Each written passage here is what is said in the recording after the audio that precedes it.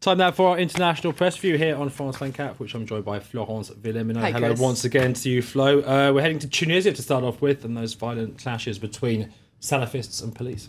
That's right. It's in Le Temps, which is a Tunisian paper that says that the civil state and democracy are cracked, but resisting. So it's quite a optimistic piece in Le Temps that says that after Ben Ali, Tunisian voters made it very clear they never wanted to see the state taken hostage by an exclusive group again. Now, this almost happened with the Salafist, according to Le Temps, and they were acting in quite a sneaky manner, but they were stopped in their tracks. But it's interesting to note that in the Algerian press, there's a lot less optimism. If we take a look at an article in Liberté d'Algérie, it says that Rached Ghannouchi, so the prime minister and the head of the Islamist Ennahda party, well, he's caught in a trap.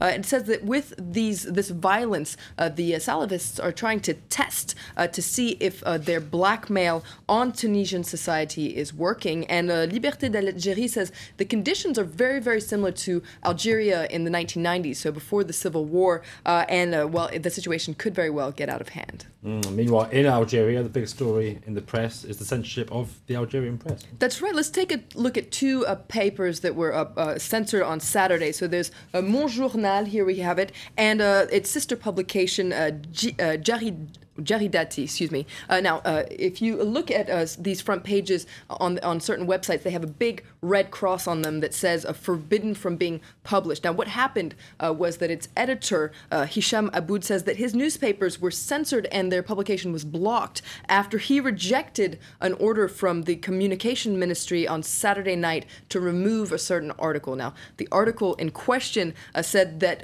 the president, Abdelaziz Bouteflika, had slipped into a coma. Now, he is being, he suffered a stroke and is being treated in France. And so this paper, this editor says that his two papers were censored. But what's interesting is that the censorship didn't work, because today, if you look at the Algerian press, all the papers are talking about not only the fact that it's rumored that the president has slipped into a coma, but also this case of censorship. For instance, WATAN is talking about it today. And what's interesting is WATAN is a very big publication in Algeria, whereas, Mon Journal and Jaridati aren't so much. So it seems like this situation has kind of slipped out of the control of the Algerian censorship. And there's actually a cartoon in Le Soir that points out the irony of the situation. And you see Bouteflika in his hospital bed, and it's talking about his bill of health. Well, two papers are censored, and you see him there saying, "I'm also nursing my public image."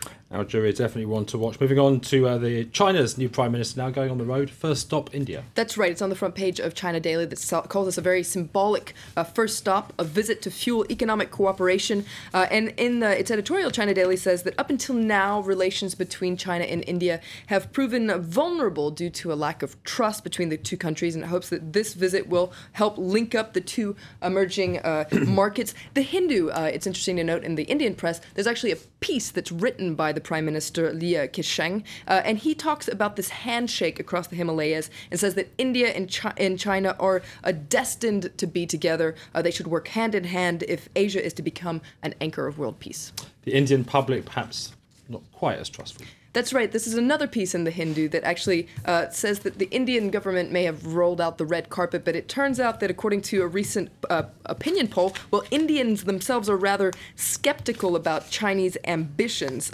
They still see their #1 ally as the United States, and you can see these graphics here that show just how much that's the case. The graphics compare things like the way Indians feel about China and the U.S., the strength of their relations, who they would most like to resemble, and, well, the US always comes on top.